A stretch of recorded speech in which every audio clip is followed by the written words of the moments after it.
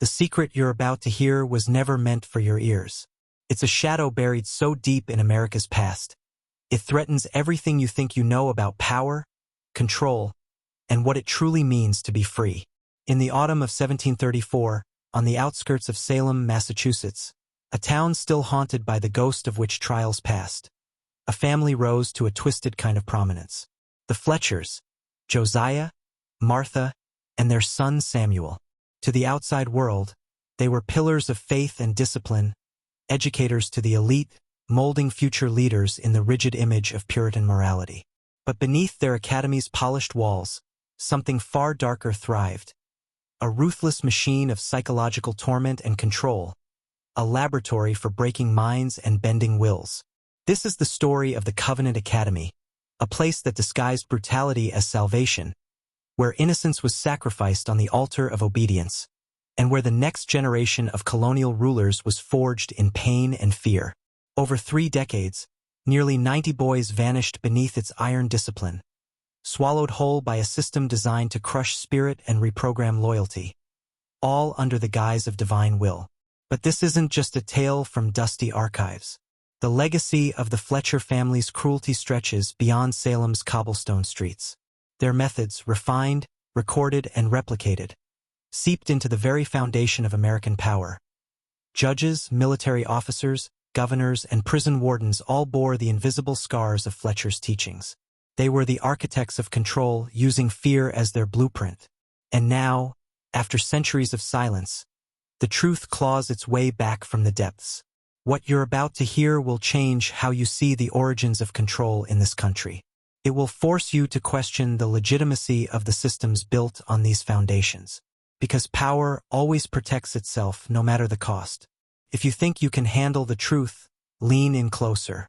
The shadows of Salem are long, and we are just beginning to step inside. To understand the Fletcher legacy, you must first step into the Salem of the 1730s, a town still shaking from the scars of hysteria, paranoia, and ruthless persecution. The witch trials were not a distant nightmare but a living memory, a cautionary tale etched into every street, every prayer. The town's elite had learned a harsh lesson. Question authority, defy doctrine, or even show a flicker of dissent, and you risked the full weight of punishment, often death. It was the perfect soil for Josiah Fletcher's vision. A towering figure, educated at Harvard Divinity and bearing the weight of his family's ministerial legacy, Fletcher was no mere teacher. He was a man obsessed with purity, discipline, and control, convinced that the only way to cleanse society was to break the wills of its youth. His wife Martha, equally fierce and unyielding, came from Boston's mercantile elite, bringing the cold precision of commerce to the Academy's operations. Their son Samuel, sharp and relentless, was the perfect instrument of enforcement. The Fletchers bought the cursed estate of a merchant who had fled Salem years earlier, turning it into the Covenant Academy, a fortress of education and oppression perched on a hill overlooking the town. From the outside, it gleamed with promise. Strict Christian education for the sons of New England's most powerful families. Inside, however, it was a cage designed to mold, control, and destroy.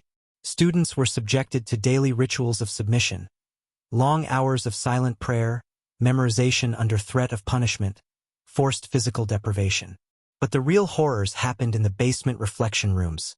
Cells of stone and shadow where boys were locked alone, stripped of everything but a Bible and their own spiraling thoughts.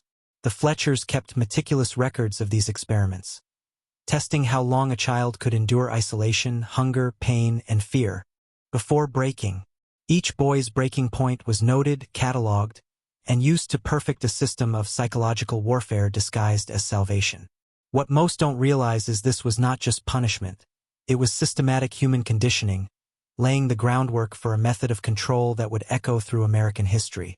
The Fletcher Academy students were no ordinary boys. They were the heirs of power, children of merchants, ministers, colonial officials. Their families paid fortunes for the privilege of enrollment, believing they were investing in future leaders, men of character and faith. What they didn't know, what no one dared admit, was that their sons were being reshaped into instruments of control, programmed to perpetuate the very system that would keep the elite in power. The daily routine was a carefully engineered balance of fear and routine, comfort and cruelty. Students woke before dawn to the mournful tolling of the chapel bell, began their days with hours of silent prayer, and endured grueling lessons of Latin, scripture, and moral philosophy. But beneath this facade was a relentless psychological assault. Minor infractions, a whispered word, a glance, even a smile, could lead to brutal punishment. Hours on cold floors, forced fasting, or days alone in the damp, stone reflection rooms. Benjamin Hartwell was one such boy. A promising student from a respected shipping family, Benjamin's life was extinguished in one of these chambers. Officially, his death was dismissed as a tragic accident, a sickness that swept through the academy. But the truth, buried in coded letters and hidden journals, tells a darker story. A boy broken by isolation, starvation, and relentless psychological torment. Benjamin's death was only the beginning.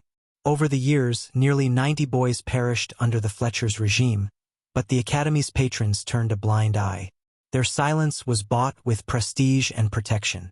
The Academy's influence spread, its graduates carrying Fletcher's brutal lessons into courts, battlefields, and prisons, shaping America's nascent systems of control with cold, calculated efficiency. This is not just history. It is a blueprint for the machinery of control that still governs us today. The true horror of the Fletcher Academy lies not only in its physical brutality but in its mastery of psychological control, a system far more insidious than chains or whips. Josiah Fletcher and his family studied ancient texts, from the Inquisition's torture manuals to the darkest corners of Puritan theology, extracting methods designed to obliterate resistance and implant unquestioning obedience. Their biblical discipline was a euphemism for systematic brainwashing, using isolation, sensory deprivation, fear, and humiliation as tools to fracture the mind. Students were stripped of their identities, forced to confess sins real and imagined, subjected to relentless scrutiny where even a fleeting thought of rebellion could bring punishment worse than pain. Total erasure of self. The Fletcher family kept detailed journals, clinical and emotionless, describing how fear rewires the brain, how pain breaks down the will, and how absolute submission can be engineered. These journals would become the foundation for psychological control techniques employed during the Revolutionary War, in early American prisons, and by generations of rulers who understood one brutal truth: to maintain power, you must first control the mind. The Academy was a laboratory, and its boys were experiments. Some emerged broken but compliant. Others vanished into the shadows of history. Few realized that those who survived were groomed not to be free thinkers, but to be loyal servants of a system that valued order over liberty. Before we continue deeper into this abyss, I want you to engage with me. Repeat this phrase in the comments. Not once, but twice. Asterisk, I walk the shadowed path, unbroken. Asterisk, this is more than a phrase. It is a declaration, a locking of identity with the truth you now carry. By doing this, you're stepping beyond the veil, committing to see the hidden systems that govern our world, and refusing to be a victim of their design. The Fletcher story is a warning and a key. It shows us how power builds its walls with fear, control, and silence. But it also reveals the cracks, the ways to break free. The shadows are deep, but the light of awareness burns brighter than you think. Keep repeating. Comment now. Asterisk, I walk the shadowed path, unbroken. Asterisk, asterisk, I walk the shadowed path, unbroken. Asterisk, your journey has only just begun. Certainly. Here are sections 6 through 10 continuing the script. Now that you have claimed your place on the shadowed path, it's time to descend further into the Fletcher legacy, to understand how this insidious system did not end with Salem but was deliberately woven into the fabric of American power. The Covenant Academy was more than a school. It was the seedbed of a doctrine of domination that spread like a contagion. After the death of Josiah and Martha, Samuel Fletcher took the reins with ruthless precision. Using the clinical data he had collected during his years as chief disciplinarian, Samuel refined the Academy's techniques, developing protocols for breaking resistance that went beyond physical torture. His insights into fear's psychological grip allowed him to craft punishments that were invisible yet devastating, social isolation, manipulation of hope and despair, the weaponization of guilt. Graduates from the academy, men who had endured and absorbed these lessons, moved into positions of colonial authority: judges, military officers, governors. They carried the Fletcher blueprint like a secret code, applying it to maintain order in an increasingly volatile society. The Revolutionary War itself became a testing ground for psychological tactics perfected. At the academy, where fear and control were wielded as weapons alongside muskets and cannons, the Fletcher influence also seeped into early prison systems, where isolation cells and enforced silence mirrored the reflection chambers of Salem. This wasn't coincidence. It was design. The Fletchers had created a framework for control that transcended education. It became the backbone of America's emerging institutional power. But the power to control is never absolute without secrecy. The Fletchers knew this well. The academy operated behind a veil of exclusivity and silence, protected by families whose wealth and status depended on its success. Parents paid handsomely, not just for education but for the assurance that their sons would rise above the chaos of the colonies, disciplined and loyal. This silence was enforced by fear of social ruin, fear of reprisal, fear of the consequences that came with speaking out against the elite. Even within the academy, students learned quickly that loyalty was survival. Older boys acted as informants, policing one another in a brutal hierarchy that mirrored the control mechanisms they were being groomed to enforce. Records were deliberately obfuscated. Documents were coded or destroyed. Letters discussing intensive spiritual correction circulated only among trusted circles. The true nature of the academy's operations was hidden beneath layers of religious language and academic prestige. It wasn't until 1987, during the renovation of Salem's Old North Church, that a cache of long-forgotten documents was uncovered: letters in cipher, financial records, and chilling medical observations. These revealed the Fletcher conspiracy in brutal detail and sent shockwaves through historical scholarship. Yet even now, many truths remain deliberately suppressed. The Fletcher family's story is not just a relic of the past.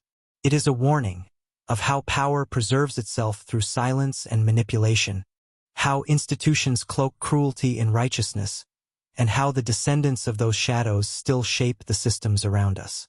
The psychological manipulation perfected by the Fletchers is chilling in its sophistication. Their techniques anticipated modern understandings of trauma and conditioning decades before science formally recognized them. They understood that breaking a human will requires more than brute force. It demands isolation, the erosion of identity, the slow dismantling of hope. In the reflection rooms, boys were left alone for days, sometimes weeks, with nothing but scripture and their own spiraling thoughts. Food and water were rationed to the bare minimum. Sleep was disrupted by sudden punishments, and any sign of mental resistance was met with escalation. Over time, the boys learned to dissociate, to disconnect from their own pain and memories, creating a fractured sense of self. This fracturing served a purpose. It made the mind malleable, open to reprogramming. When released back into the academy's daily routine, the boys were reshaped, compliant, fearful, obedient. They became vessels of the Fletcher ideal, trained to suppress doubt and enforce discipline in others. Samuel Fletcher's journals detail experiments on how guilt could be amplified to paralyze action, how public shaming could fracture social bonds, and how the strategic use of hope, dangling salvation just out of reach, kept boys tethered to the system even as it destroyed them. This wasn't just education. It was a form of psychological warfare, a blueprint for the control of entire populations through fear and obedience. If you have followed this far, you must now recognize the pattern. The Fletchers did not merely educate. They engineered. They weaponized faith and authority to build a system where pain and submission were tools of power, and where the next generation was primed to perpetuate control without question. But what does this mean for us today? The echoes of the Fletcher Academy are not confined to history books. The techniques of control they pioneered live in modern institutions of education, government, and incarceration.